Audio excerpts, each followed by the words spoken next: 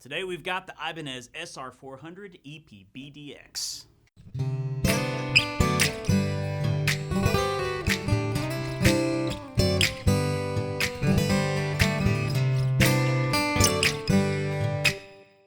Hey, James G here with Tarpley Music in Fort Worth, Texas. You can find us at tarpleymusic.com. Please subscribe to our YouTube channel if you haven't done so already.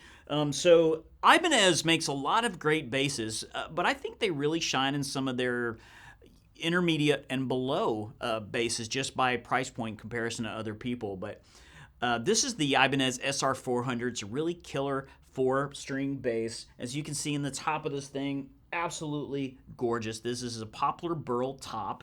Now the back of it is Nyota, which is a great tonal wood, especially for the money. A lot of people refer to it as NATO wood, which is not entirely correct. A NATO wood is a much denser, different wood, and sometimes people refer to it as Eastern mahogany, which is not true in the mahogany family, but tonal characteristics, it is actually pretty accurate. It does have a lot of the mahogany tonal characteristics of that. So it's a really great tonal wood to keep at this price point for these types of guitars.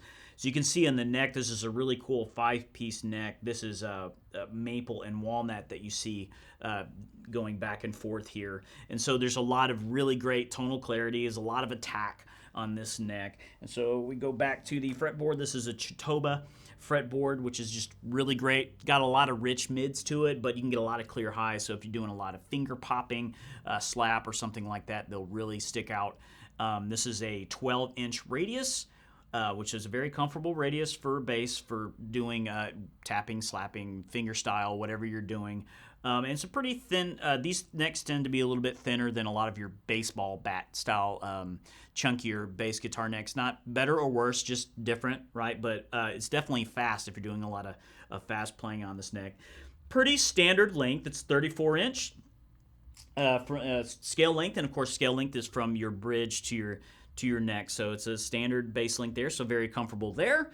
And of course you get down to the electronics and what makes this thing so versatile. So you've got pretty it looks like a really complex controls. It's really not. If you just the bottom 3 here, this is just your EQ. So you have a low, mid, and high, and they're all it's set at unity or in the middle right now. So it's a boost and a cut for each one. So a lot of EQ capabilities going on here. This is just your master volume. Now this is a blender switch. So if you're all the way left, if you think going this way, then that is the neck pickup is the only one that's hot. And then it blends between both until you're all the way on the other side, and then just the bridge pickup is hot. So there's a lot of blending in there. It's not a hard switch one way or the other. Now this actually has, it's called the power tap switch. So when it's set right in the middle, that's in series, so it's a humbucking style pickup, right? These are dual coil passive pickups, so they don't require any extra power. They do have exposed pull pieces. A lot of times you see pickups like this, you'll just see it'll be solid black. Now there are pulls, but it's underneath.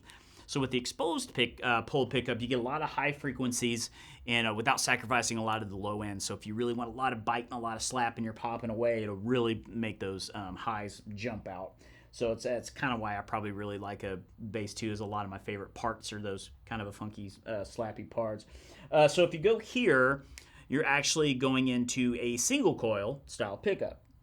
From there. Now, if you go all the way to the other side, it's still normal. This is considered normal in the single coil, but it actually just has a boosted low end. So you can get a little bit thinner single coil sound, but not lose as much low end like when you have the humbucking. So just a ton of tonal options. So it's definitely a tone machine, and it's on a really gorgeous top with a really comfortable, versatile neck. And so we're going to do some demo playing on this. Keep it real simple, just so you can hear all the tonal possibilities that this thing really can do. So how we have the rig set up is I'm going right into this Ampeg RB115, which is a flat EQ, and it's going direct out of that right into the interface into Studio One. So I want to keep it very simple and just a real direct signal so you can actually see what the controls are doing to the pickups. and not any other influence. Of course, you just have miles and miles of influence when it comes to pedals and what amps, and of course, but we just want to hear, okay, if I'm just playing the same, switching some pickups, what kind of different sounds am I going to get with that? So give it the best representation we can. So right now, I've got it, the blending switch is right in the middle, so it's an equal blend of both pickups. I've got all the EQ is basically all the way open, so it's just max. So you could roll any of these off pretty easy if you want your highs and mids to roll off, or you want to, it's too low, too boomy, you can do that. So we've got it on series, so these are our pickups that are humbucking, and it's a perfect blend between.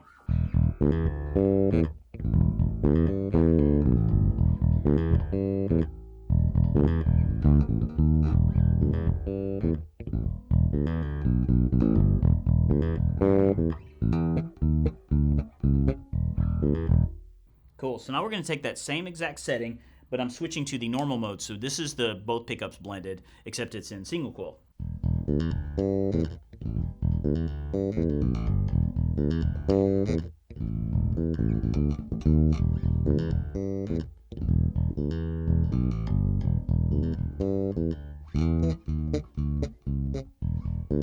Cool. So same thing in the other power, the power tap switch. So this is a single coil but has a boosted low end.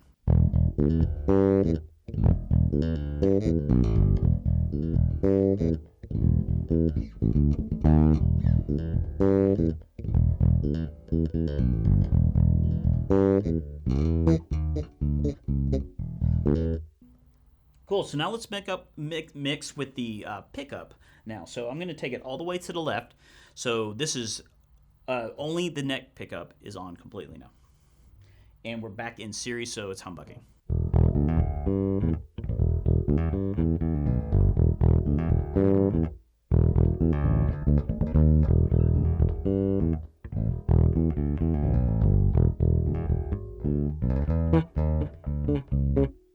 Cool, same thing, but we're going to switch all the way.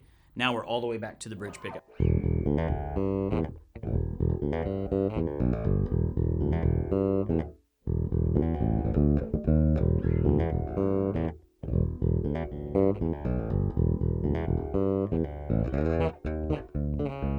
So just a lot of different tonal qualities going on here from the flick of a switch and then moving that pickup back and forth. So I think you can really dial in any kind of a tone if you just need a real simple country tone, or maybe you're doing a moving bass, like a jazz bass line, if you're doing a funk line, or if you're popping a lot, you can easily dial in any of those tones. And for a lot of guys who are gigging full-time in a cover band, you might be asked to switch that style really quick, and you don't have the benefit as many pedals maybe in a guitar, stuff like that, but you don't have to. You just by switching here and then dialing in those tones, just a lot of vocal capabilities.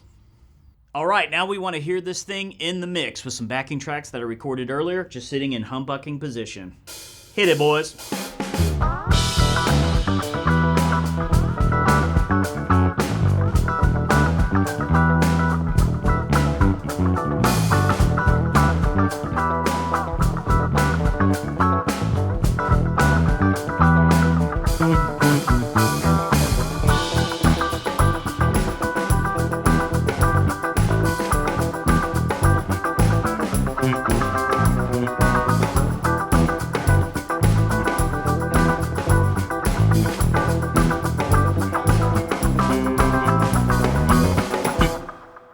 So the Ibanez SR400EPBDX is a really great, killer versatile, intermediate style bass, but you can easily, I have no problem going and playing some gigs on it tonight. Not to mention that it's just a really lightweight, also for bassists who have been maybe playing extremely 742-pound bass for their whole career and their back hurts. But you can get all that kind of big, huge sound and those different capabilities from just a really gorgeous, thinner style body. I mean, you can see from here. So it's contoured a lot for comfort, whether it's sitting or standing. And I do love, and of course, like with a lot of basses like this, I definitely got to where I pick it up and I'd go to one certain setting. I tend to like just a little bit hotter on this pickup there, right in the series.